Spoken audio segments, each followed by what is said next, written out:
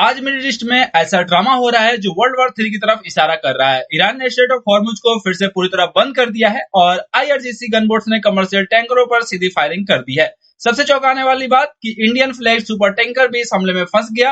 Crew तो safe है लेकिन शिप्स को मजबूरन वापस मुड़ना पड़ा। दुनिया का 20% तेल और बहुत सारा एलएनजी इसी रास्ते से गुजरता है। भारत अपना लगभग 40% क्रूड ऑयल इसी स्टेट से आयात करता है। अगर एक क्राइसिस लंबी चली तो पेट्रोल, डीजल, रसोई गैस, ट्रांसपोर्ट सबके दाम आसमान छू लेंगे। आज के इस वीडियो में आपको पूरा डिटेल बताने वाला हूँ, क्या होने वाला है, इंडिया पे इसका क्या असर पड़ने वाला है, एक्सपर्ट क्या कह रहे हैं और आगे क्या हो सकता है। कल तक सब शांत लग रहा था लेकिन आज अचानक फायरिंग शुरू हो चुकी है और यूएस, इजराइल और ईरान के बीच टेंशन फिर से पीक पर पहुंच गई है। सबसे पहले बात कर लेते हैं कि स्ट्रेट ऑफ हॉर्मुज क्या है और क्यों इतने महत्वपूर्ण है। सबसे पहले अगर देखा जाए तो स्ट्रेट ऑफ हॉर्मुज क्या चीज है, इसके बारे में जान लेते हैं। तो ये पर्शियन गल्फ को अरेबियन सी से जोड़ने वाला जलमार्ग है। इसकी चौड़ाई कुछ जगहों पर सिर्फ 21 मील यानी कि लगभग 33 किलोमीटर ही है और रोजाना 21 मिलियन बैरल से भी ज्यादा ऑयल यहाँ से गुजरता है। भारत, चीन, जापान, दक्षिण कोरिया और यूरोप के देश इस पर बहुत डिपेंड है। अगर ये बंद हो जाए तो ग्लोबल इकोनॉमी को भी भारी झटका लगेगा। पिछले कई सालों में ईरान कई बार थ्रेटन कर चुका है कि वो इस स्टेट को बंद कर देगा अगर यूएस, इजराइल ने अटैक किया तो। सबसे पहले बात कर लेते हैं कि आज क्या क्या हुआ। तो अगर देखा जाए यहाँ पे तो यूके मैरीटाइम ट्रेड ऑपरेशंस यानी कि यूकेएमटीओ और टैंकर ट्रेकर्स ने कंफर्म किया कि ईरानियन रिवोल्यूशनरी गार्ड कॉर्प्स जो है यानी कि आईआरजीसी के 2 स्पीड गनबोट्स ने टैंकर पर फायरिंग की। एक ऑयल टैंकर पर डायरेक्ट गन फायर हुआ तो दूसरे कंटेनर वेसल पर प्रोजेक्टाइल गिरा और डैमेज हुआ।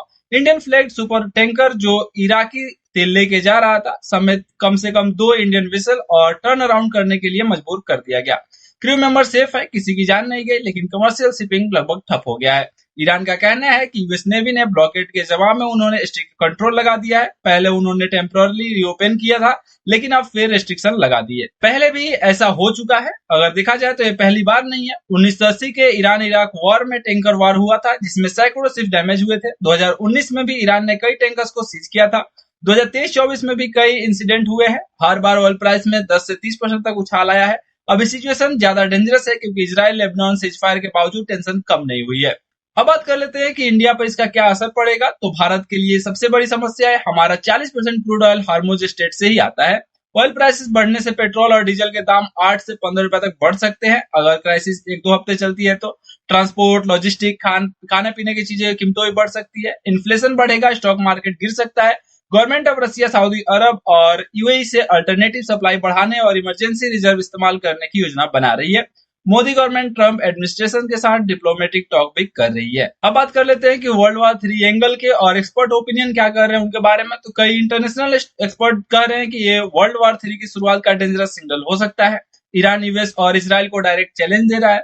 अगर इजराइल या यूएस ने मिलिट्री एक्शन लिया तो पूरा गल्फ रीजन युद्ध की आग में जल सकता है। लेबनान सीजफायर के बावजूद रीजन में भी शांति नहीं लौटेगी। अगर देखा जाए तो अभी सिचुएशन बहुत ही फ्लूइड है।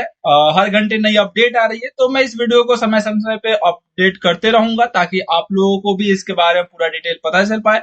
और आप अपने कमेंट में जरूर यहाँ पे बताइएगा कि पेट्रोल के दाम कितने रुपए तक जा सकते हैं आपके हिसाब से, और इस पे आपकी क्या राय है आप लोग कमेंट बॉक्स में कमेंट करके जरूर बताइएगा। तो फिर से हम लोग मिलेंगे नए वीडियो में, तब तक के लिए टाटा बाय बाय।